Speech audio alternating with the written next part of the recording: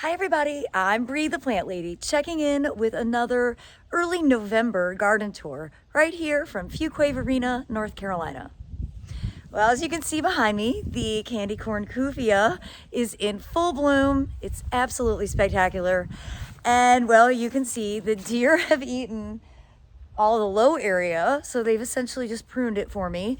But I'm really happy that they've left the top alone so that I am actually getting these beautiful flowers, which are always in full bloom in time for Halloween. This border here on the south side of the blue house has really filled in great. That trial ageratum is really quite spectacular.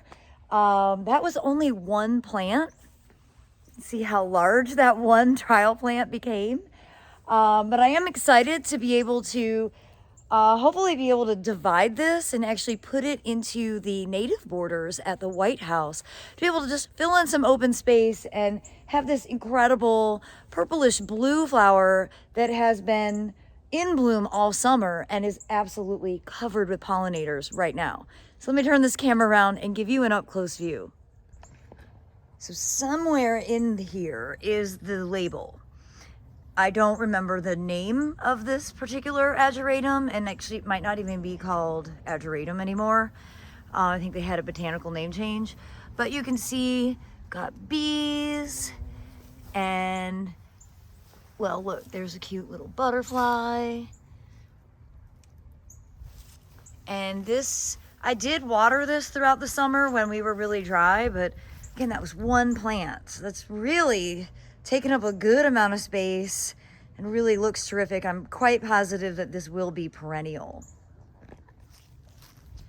As we walk up to the front, the Celtis is just starting to get some fall color. That will turn butter yellow. You can see the Acer triflorum out there is almost finished with its fall color display.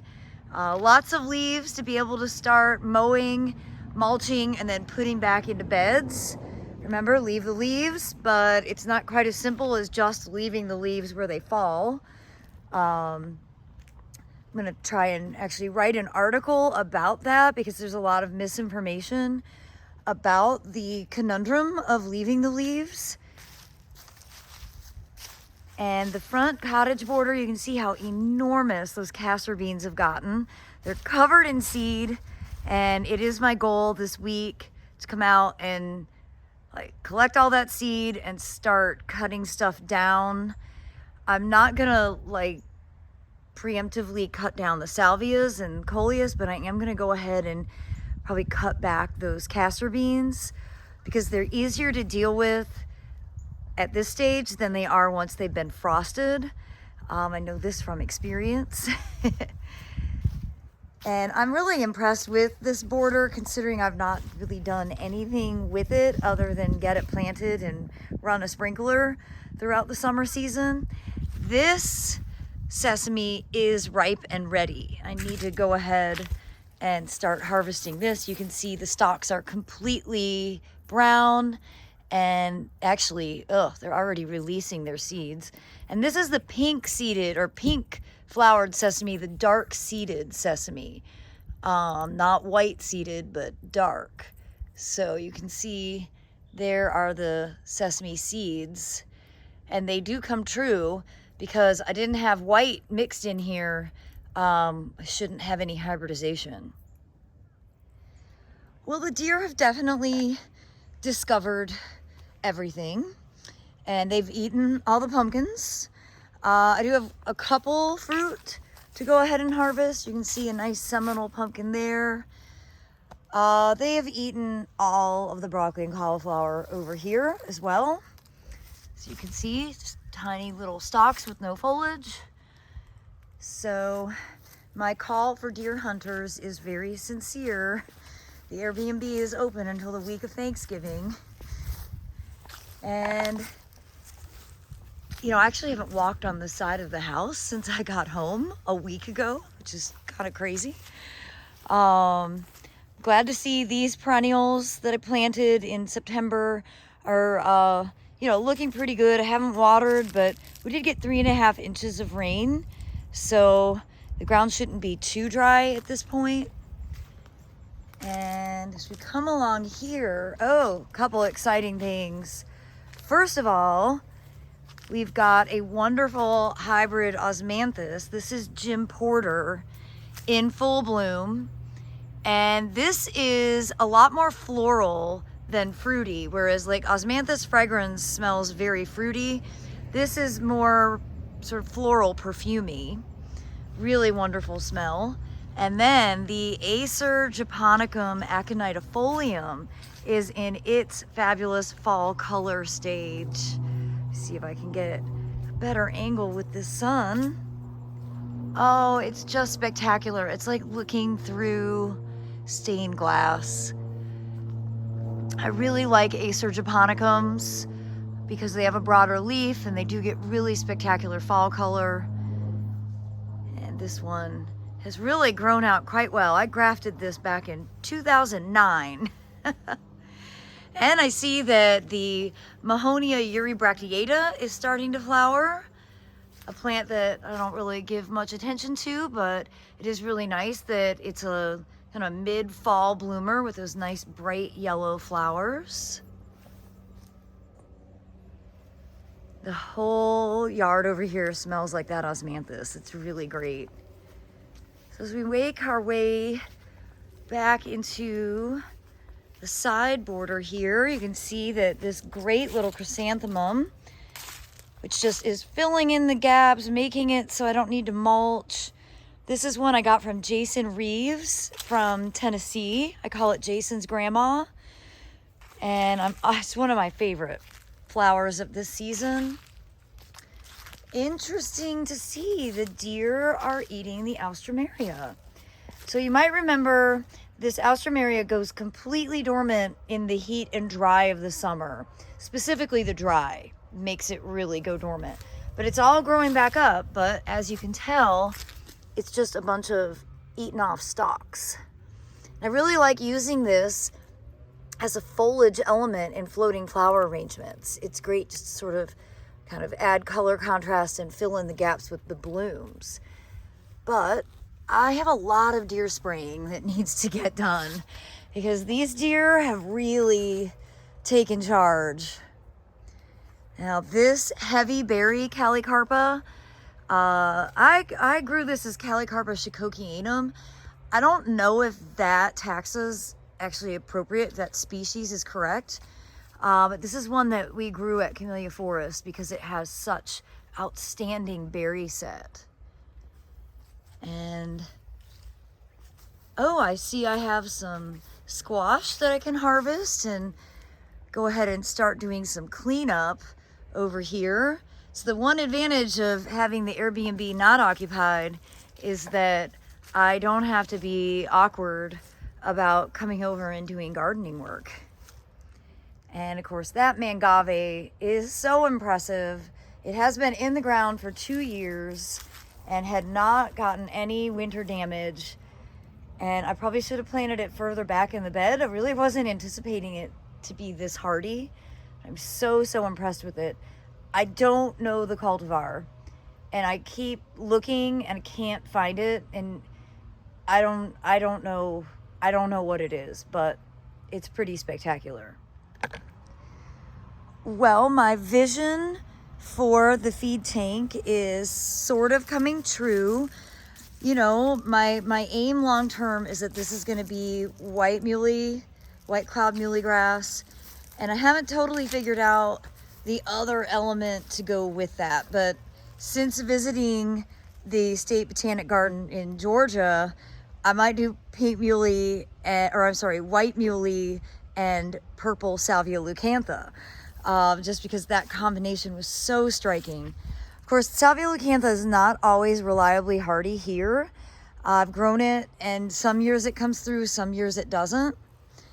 I desperately need to clean the pools, so we'll just ignore that. And it's definitely time for me to go through and start harvesting zinnia seeds and then ripping them out, because the powdery mildew has absolutely wiped them out and they're super ugly.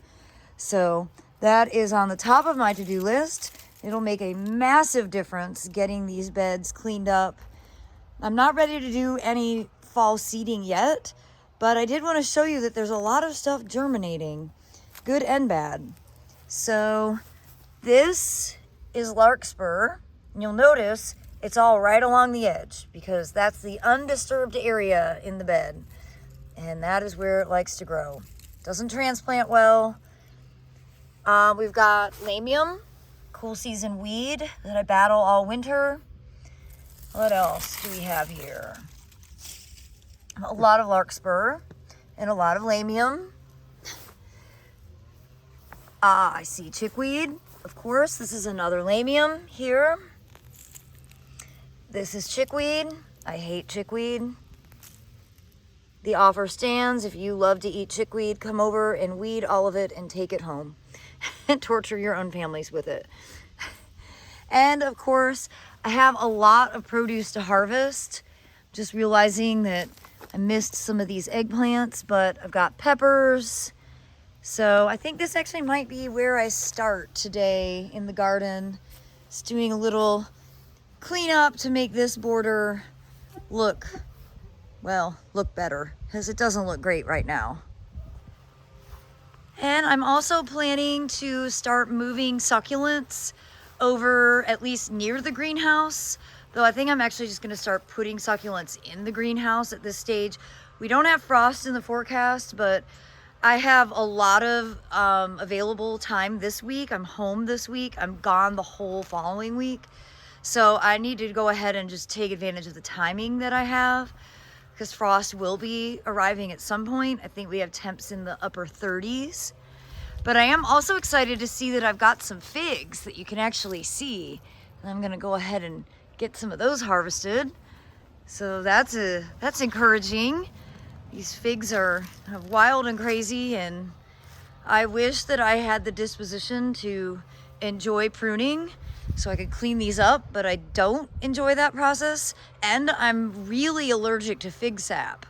I get like 3rd-degree burns from it. So I'm not gonna do anything to these wild and unruly figs. But, oh, there's a cute lizard. Pretty well camouflaged. And he has not met a kitty because he still has his tail. Well, what can I say? The deer have done their job. They've eaten all the tomatoes. They've eaten all the cauliflower, all the broccoli. It looks like they've left me a couple of plants back there that they must not have been able to reach with ease. You know, they're not dead. I was contemplating if it'd be better for me just to go ahead and put Remay over these to try and protect them from being nibbled. That might logically be the easiest solution, but it is definitely annoying. I'm really irritated with the deer, I'm not gonna lie. I have a lot of peppers to harvest over there, and you can see that hardy citramelon, which is a grapefruit with Pansyris trifoliata, is looking wonderful. Lots and lots of fruits. And this is a really good stage to harvest because they taste better before frost. It's like the opposite of persimmons. So I should come out and harvest some of these and make some cocktails using my own homegrown citrus. So I wanted to show you what looks like weeds in a walkway, and there are weeds in here, but this is what poppies do. They like to self-sow in the dumbest places. And, you know, you have a Chapel Hill grit pathway, you're going to grow your best poppies that you've ever seen in this exact condition. So if you're having trouble with poppies, go ahead and seed them into gravel, specifically gravel that you walk on. It doesn't make sense. Poppies are generally, they like undisturbed soil, and I walk on this with regularity, but these are all corn poppies. I don't actually see any breadseed poppies in here. So these are like the Flanders poppy or the World War I memorial poppy. And it's like the whole ground plane. Now there's other things mixed in that are bad. And actually, I can't remember the name of this weed. I need to look it up. I didn't do a good job. It's very soft. I'm not totally offended by it, but I don't want it. And you know, there's lamium coming up, and there's this thing whose name is also escaping me right now. And there's the worst weed ever for the summer, at least. This is the mulberry weed. This is really, you can see all those little seeds. And then of course there is this euphorbia that is quite annoying. And you know, basically you'll never get rid of it. Tons of seeds on it as well. So yeah, I don't know what else to say other than when you're a poppy grower, this is what happens. And just to show you a few other things that are germinating. Okay, so we'll go over it again. So here is the bread, or not bread seed, I'm sorry. This is the corn poppy. This is Nigella. You see, Nigella has a long leaf. Carolina geranium, one of my worst weeds. Lamium, another horrible weed. This is another lamium. I think this is henbit. Terrible weed. The earlier you get these out, to prevent them from seeding, you'll have, at least in theory, fewer weeds. I've got remnants still of the mulberry weed, and of course oxalis. And I do need to come through and spend some time on my hands and knees. I was hoping to show you larkspur, but I don't see any larkspur germinating in here. I only see Nigella. Nope, that's not true. Okay, so Nigella, long. Larkspur is more round, but you see they're cut leaf. They're really difficult to distinguish one from the other, but the Nigella will have a more elongated leaf. And as we walk along this border, not a lot to report, but the Edgeworthia is starting to get its fall color. It'll turn butter yellow and all those leaves will fall off. And then what you're left with are these beautiful silver buds that of course flower in the middle of winter, usually January here. And I showed you the other day, but I'm so happy that the moon sycamore, which was pollarded back in August, is growing out really well. And this variegated dogwood, the Cornus controversa, is really looking great now that it's gotten more light to be able to kind of really do something with itself. The deer have really ravaged the tithonia, and I'm a bit surprised by that. And I'm also surprised to see that the deer are eating the mustard and the zinnias and the hydrangeas. That hydrangea's caged, it doesn't matter. They've eaten every bit of it. So please somebody come and kill the deers that live in my backyard. But I'm really excited to get in here and get these beds cleaned up.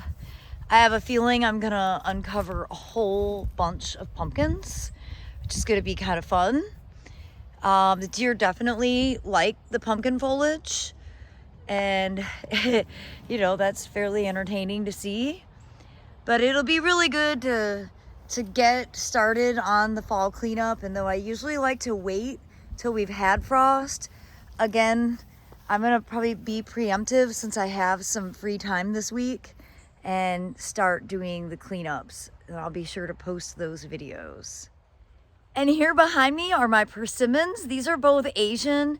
They have the weeping form and then the upright fuyu. They are not ripe yet.